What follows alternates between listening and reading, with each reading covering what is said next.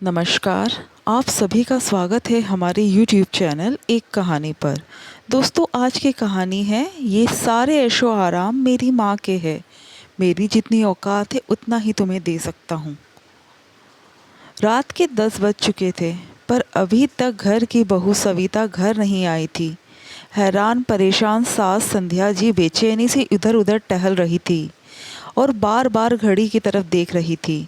कई बार तो सविता को फ़ोन मिला चुकी थी, पर उसने फ़ोन उठाया तक नहीं। सविता अभी 5 महीने पहले ही संध्या जी की बहू बनकर इस घर में आई थी। जब संध्या जी के बेटे सोमेश की शादी सविता से हुई थी, तब संध्या जी बहुत खुश थी। लेकिन ये खुशी ज़्यादा दिन तक नहीं रही, क्योंकि सविता में बहू जैसे कोई लक्षण थे ही नहीं। वो तो अपने ही घमंड में चूर रहना पसंद करती थी। घर में ले देकर संध्या जी, सोमेश, सविता और एक छोटा देवर वरुण था। वरुण बाहर रहकर जॉब करता था, इसलिए घर में ले देकर सिर्फ संध्या, सविता और सोमेश ही थे। छोटा परिवार था, पर पैसे टकों की कोई कमी भी नहीं थी। घर में नौकर चाकर सब थे। संध्या जी के पति की मौत के बाद उनका पूरा बिजनेस संध्या जी ने ही संभाला। अपनी पढ़ाई पूरी होने के बाद सोमेश उनके साथ काम करने लगा। अभी तो वो बिजनेस की बारीकियां सीख ही रहा था, पर घर में दोनों माँ बेटे अकेले ही रहते थे। इस कारण से सविता जी ने सोमेश की शादी करवा दी, ये सोचकर कि घर में थोड़ी रौनक तो रहेगी। आजकल की लड़कियां ससुराल में निभा नहीं पाती, इस कारण संध्या जी गरीब घर की लड़की सविता को लेकर आई। लेकिन ससुराल में इतने ऐशो आराम देखकर सविता तो जैसे पागल सी हो गई। छोटा परिवार होने के बावजूद भी सविता को इन सब से कोई लेना देना नहीं था। अचानक मिला इतना पैसा भी इंसान पचा नहीं पाता। बस यही सब सविता के साथ हो रहा था। अपने मायके में तो कमियों में रही, पर यहाँ आकर तो जैसे सब कुछ बदल गया। घूमना फिरना, शॉपिंग करना, किटी पार्टी करना, बस उसके लिए यही सब कुछ था। सोमेश और संध्या जी उसे समझाते तो वो उनसे लड़ने को तैयार हो जाती, इसलिए घर का माहौल भी बड़ा खराब हो चुका था। एक दो बार संध्या जी ने उसके माता पिता को बुलाया, तो माता पिता ने भी यह कहकर पल्ला झाड़ लिया कि अब तो ये आपके घर की बहू है, हम भी क्या कर सकते हैं, आप जाने और आपकी बहू जाने। पर उनकी भी गलती नहीं थी, सविता तो उनको भी लताड़ चुकी थी। खैर, अभी संध्या जी सविता का इंतज़ार कर ही रही थी कि इतने में सोमेश अपने कमरे से बाहर निकल कर आया और संध्या जी से बोला, मम्मी, मैंने सविता को फ़ोन ट्राई किया था, पर मेरा फ़ोन तो नहीं लग रहा। आपका फ़ोन लगा क्या? नहीं बेटा, मेरा फ़ोन भी नहीं लग रहा। पता नहीं, आज तो बहुत ज़्यादा ही देर हो गई उसे। क्या करूँ मैं इसका? सोचा था बहू ले आऊँगी तो घर में रौनक आएगी, पर यहाँ तो चिंताएं बढ़ गई। इतने में बाहर एक कार आकर रुकी। संध्या जी ने बाहर निकलकर देखा तो सविता उसमें से उतरी। बिल्कुल अस्त व्यस्त हालत में थी। उसे देखकर लग रहा था कि उसने आज शराब पी है। ये देखकर संध्या जी को बहुत गुस्सा आया, पर पहले सोमेश की मदद से अपनी लड़खड़ाती बहू को संभालती वो घर में लेकर आई। अंदर लाकर उसे जैसे तैसे सोफे पर बिठाया। वो तो सोफे पर बैठने की हालत में भी नहीं थी, इसलिए बैठी बैठी ही सोफे पर लुढ़क गई। पीछे पीछे कार का ड्राइवर भी उतर कर आया। उसके हाथ में सविता का बैग था। उसे सोमेश को देते हुए बोला, सर, ये मैम का बैग। सोमेश ने उसे ऊपर से नीचे तक घूरकर देखा और फिर बैग लेते हुए कहा, कहाँ से ला रहे हो मैम को? जिस शहर के बाहर जो नया पब बना है वहीं से। ड्राइवर ने जवाब दिया तो सोमेश ने फिर पूछा, किसने बुक किया था आपको? इनकी हालत तो लग नहीं रही कि ये कैब बुक कर सकती है। जी, मैं कोई कैब ड्राइवर नहीं हूँ। मैं अपनी 7 साल की बेटी के साथ उधर से गुज़र रहा था तो मुझे ये पब के बाहर ऐसी हालत में मिली। ये कुछ बताने की हालत में ही नहीं थी, तो मैंने इनके बैग में से इनकी आईडी ढूंढी तो आपका एड्रेस पता चला, तो मैं इन्हें यहाँ लेकर आया हूँ। जी, आपको तो पता ही है ना, बाहर का माहौल ख़राब है। आप चाहो तो देख सकते हो, मेरी कार में मेरी बेटी भी बैठी हुई है। सोमेश ने बाहर कार की तरफ झांक कर देखा तो एक छोटी बच्ची कार में बैठी दिखी। उसने उस अनजान व्यक्ति को थैंक यू कहा। थोड़ी देर में वो वहाँ से चला गया। सोमेश ने संध्या जी की तरफ देखा तो संध्या जी ने उसे इशारे से सविता को अंदर ले जाने के लिए कहा।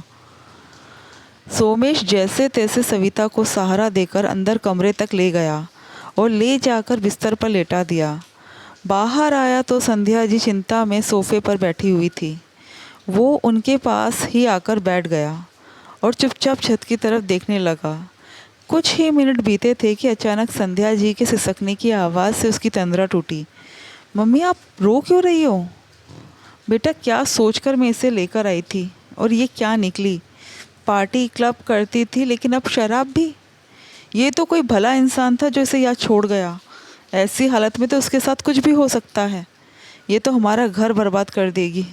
इसके माता पिता को भी एक दो बार बोल चुके लेकिन उन लोगों ने भी साफ पल्ला झाड़ लिया। एक बात कहूँ माँ, बुरा मत मानना, आपको भी थोड़ा सख्त होना पड़ेगा। सोमेश ने कहा तो संध्या जी ने उसकी तरफ देखा और कहा, कैसे सख्त हो? एक दो बार इसे डांटा तो इसने किस तरह से बात की तुझे पता है ना? तेरे सामने ही तो उसने कहा था अगर मेरे पीछे पड़े तो मैं आप पर दहेज का केस लगा दूंगी। मुझे तो कुछ समझ ही नहीं आ रहा कि कैसे हैंडल करूं इस लड़की को। संध्या जी को चिंतित देखकर सोमेश ने कहा, बस अब मैं जैसा कहता जाओ आप वैसे करते जाओ। या तो सविता सुधरेगी ही या फिर ये हमेशा के लिए यहाँ से जाएगी। पर जहाँ तक मुझे उम्मीद है वो सुधरेगी ही, क्योंकि उसे ऐशो आराम की ज़िंदगी जीने की आदत हो गई है। सोमेश की बात सुनकर संध्या जी को थोड़ी उम्मीद जगी और वो सोमेश की सारी प्लानिंग सुनकर अपने कमरे में आकर सो गई। वही सोमेश अपने मोबाइल से किसी से फ़ोन पर बात करने लगा। दूसरे दिन सुबह के 9 बज गए। सविता उठकर अपने कमरे से बाहर आई तो देखा कि संध्या जी सोफे पर बैठी हुई थी। वही सोमेश अपना सामान पैक कर रखा था। उसे देखते ही वो बोली, तुम कहीं जा रहे हो क्या? सोमेश ने उसकी तरफ देखा और कहा, मैं नहीं, हम दोनों जा रहे हैं। तुम भी फटाफट अपना सामान पैक कर लो। उसकी बात सुनकर सविता खुश होते हुए बोली, अच्छा, कहाँ जा रहे हैं हम लोग? कहाँ का टूर प्लान किया है तुमने? स्विट्ज़रलैंड जा रहे हैं या मॉरिशस?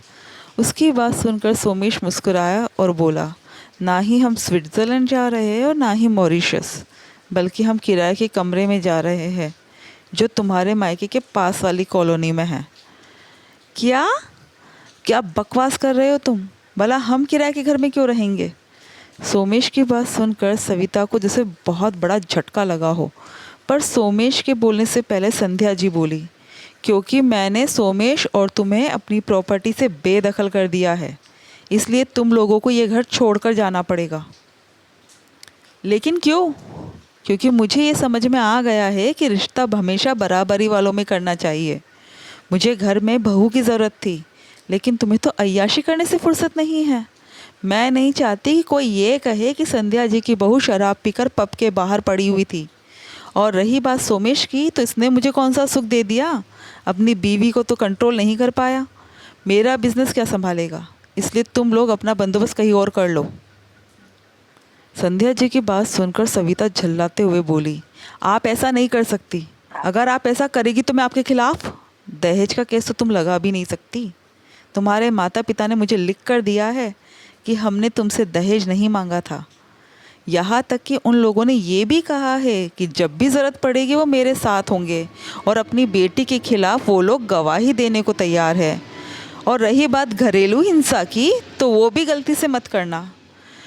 कल रात को जब तुम शराब पीकर लड़खड़ाते हुए घर में आई थी तो सारे पड़ोसियों ने तमाशा देखा था। यहाँ तक कि कुछ ने तो वीडियो भी बना लिए थे। संध्या जी की बात सुनकर सविता हैरान रह गई। वो फटाफट अपने कमरे में गई और उसने अपने मोबाइल से अपने पापा को फ़ोन लगाकर उनसे बात की। तो उसके पापा ने कहा, बेटा, तूने ही मजबूर किया है हमें। पैसा देखकर तो तू ऐसे पागल हो गई कि तुझे छोटे बड़े का लिहाज ही नहीं रहा। तू तो हमें भी सुनाने से बाज नहीं आती और अब तो शराब भी पीने लगी है। इसलिए हम गलत का साथ नहीं देंगे, कहकर उसके पापा ने भी फ़ोन काट दिया। सविता को कुछ सूझ नहीं रहा था। उसने अपने सारे दोस्तों को फ़ोन लगा दिया, लेकिन जैसे ही उन लोगों को पता चला कि संध्या जी ने सविता और उसके पति को प्रॉपर्टी से बेदखल कर दिया, तो हमेशा मक्खी की तरह उसके आसपास बिन भिनाने वाले उसके सारे दोस्त उससे कन्नी काटकर दूर हो गए। किसी ने भी सविता को रिस्पॉन्स ही नहीं दिया। आखिर थक हार कर बाहर आकर संध्या जी के पैरों में पड़ते हुए उसने माफ़ी मांगी। मम्मी जी, मुझे माफ़ कर दो। आगे से ऐसी कोई गलती नहीं होगी, पर हमें घर से बेदखल मत करो। पर इस बार संध्या जी झुकने को तैयार नहीं थी। उन्होंने साफ साफ कह दिया, तुम लोगों को यहाँ से जाना पड़ेगा। जब तक तुम्हें पैसों और इज्जत की कीमत समझ में नहीं आए, तब तक तुम्हारी इस घर में कोई ज़रूरत नहीं है। ये शुक्र मनाओ कि कम से कम मैंने सोमेश को अपने ऑफिस में नौकरी दे दी, तो तुम्हारा घर का खर्चा चल जाएगा। पर इससे ज़्यादा मैं कुछ नहीं कर सकती। दरवाज़ा खुला है, तुम लोग जा सकते हो। सविता ने उदासी से सोमेश की तरफ देखा तो सोमेश ने कहा, तुम्हें क्या लगता है मैंने कोशिश नहीं की? तुम्हारे उठकर आने से पहले मैंने माँ को बहुत समझाया, पर इस बार बात उनके दिल पर जा चुभी है, इसलिए वो मानी ही नहीं। अब मैं कुछ नहीं कर सकता। वैसे भी ये ऐशो आराम तो मेरी मम्मी के ही थे। मेरी जितनी औकात है मैं तुम्हें उतना ही दे पाऊँगा। इसलिए हिम्मत रखो और अपना सामान पैक करो और चलो यहाँ से। आखिर मजबूरन सविता को अपना सामान पैक कर वहाँ से जाना पड़ा। वहाँ से निकलकर एक किराए के कमरे में दोनों रहने चले गए। उस कमरे को देखते ही सविता की रुलाई छूट गई। कहा तो इतने बड़े बंगले में ऐशो आराम की ज़िंदगी जीती थी, और कहा एक छोटा सा कमरा जिसमें एक तरफ स्लैब लगी हुई थी जो रसोई के लिए थी। उसने सोमेश से कहा, और कोई कमरा नहीं मिला क्या तुम्हें? इसी कमरे में रहना और इसी में खाना बनाना कैसे होगा? तो सोमेश ने उदास चेहरे से उसकी तरफ देखा और कहा, अब मैं भी क्या कर सकता हूँ सविता, मेरे पास इतने पैसे नहीं हैं, और मम्मी ने अपने ऑफिस में मुझे जो नौकरी दी है वो भी सिर्फ 18,000 रुपये की है। अरे तुम तो 5 महीने ऐशो आराम में रही हो, मैं तो इतने सालों से रह रहा था। सोचो मुझे कितनी तकलीफ़ हो रही होगी। अगर तुम शुरुआत से समझ जाती तो ये दिन तो नहीं देखना पड़ता। अब सविता बिल्कुल चुप हो गई। कहने से तो कुछ होने वाला नहीं था। गृहस्थी तो शुरू करनी ही थी, क्योंकि और कोई दूसरा रास्ता भी नहीं बचा था। इन 5 महीनों में काम करने की आदत तो छूट ही गई थी, क्योंकि घर में नौकर चाकर थे, इसलिए उसे बहुत परेशानी हो रही थी। खुद ही उठकर झाड़ू पोछा करना, खाना बनाना, कपड़े हाथों से धोना, बिना एसी के सोना, धीरे धीरे सब कुछ सेट होने लगा था। लेकिन अब पैसों की कीमत पता चलने लगी थी। शॉपिंग में पैसा उड़ाने वाली सविता अब आलू प्याज का भी मोल भाव करने लगी थी। सोमेश की भी फिक्र करने लगी थी। धीरे धीरे उसे घर गृहस्थी में सुकून मिलने लगा था। वक्त यूं ही बीत रहा था। आखिर 1 साल का समय कैसे पंख लगाकर उड़ गया पता ही नहीं चला। सुनने में आया कि वरुण का रिश्ता पक्का हो गया, लेकिन संध्या जी उसे बुलाएगी इससे उसकी बिल्कुल भी उम्मीद नहीं थी। एक दिन दोपहर को उसके दरवाजे पर दस्तक हुई। उसने जाकर दरवाज़ा खोला तो सामने संध्या जी खड़ी हुई थी। उन्हें देखकर एक पल के लिए तो सविता हैरान रह गई, पर शिष्टाचारवश उनके पैर छूकर उन्हें आदर सहित घर में ले आई। संध्या जी ने एक नज़र पूरे कमरे पर मारी। कमरे को सविता ने बहुत अच्छे से व्यवस्थित कर रखा था। सविता ने एक कुर्सी लाकर उन्हें बिठाया और फटाफट उनके लिए पानी ले आई। संध्या जी ने पानी पीने के बाद सविता से कहा, मैं अपने बेटे बहू को लेने आई हूँ। उनकी बात सुनकर सविता ने हैरानी से उनकी तरफ देखते हुए कहा, आपने हमें माफ़ कर दिया मम्मी जी? उसकी बात सुनकर संध्या जी मुस्कुराते हुए बोली, हाँ मैंने तुम्हें माफ़ कर दिया। अब फटाफट अपना सामान पैक करो और चलो। लेकिन मम्मी जी, सोमेश जी। सोमेश जी? इतनी इज्जत? पहले तो सिर्फ सोमेश बोलती थी। उनकी बात सुनकर सविता एक पल के लिए चुप हो गई, फिर बोली, अब कीमत पता चल चुकी है कि मेरे पास सबसे कीमती मेरा पति है। ये पता चल चुका है, पैसा आज है कल नहीं। दोस्त भी कई दिखावे के ही होते हैं, एक पति ही होता है जो हर कदम पर आपके साथ चलता है। बहू, मुझे ऐसी ही बहू चाहिए थी। उस समय भी मैंने बहुत समझाने की कोशिश की थी, पर तुझे ये बातें समझ नहीं आई थी, इसलिए मजबूरन मुझे वो कदम उठाना पड़ा था। लेकिन आज मेरी बहू हर चीज़ समझ चुकी है, अपनों की अहमियत जान चुकी है, इसलिए मैं तुझे लेने आई हूँ। और रही बात सोमेश की, तो वो ऑफिस से सीधे घर आ जाएगा, मैं उसे बताकर ही आई हूँ।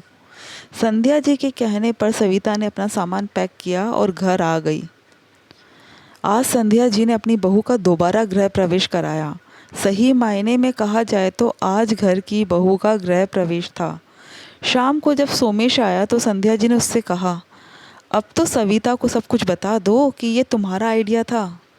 तब सोमेश ने कहा, माँ, कुछ चीज़ें कुछ बातें पर्दे में ही रहे तो अच्छी बात है। इसलिए तुम्हारी बहू को कभी पता नहीं चलना चाहिए कि ये तुम्हारा नहीं मेरा आइडिया था। और आज तक सविता को इस बारे में कुछ भी पता नहीं चला। दोस्तों, आपको कहानी कैसी लगी कमेंट करके ज़रूर बताइएगा और हमारे चैनल को सब्सक्राइब ज़रूर कीजिएगा। Thank you.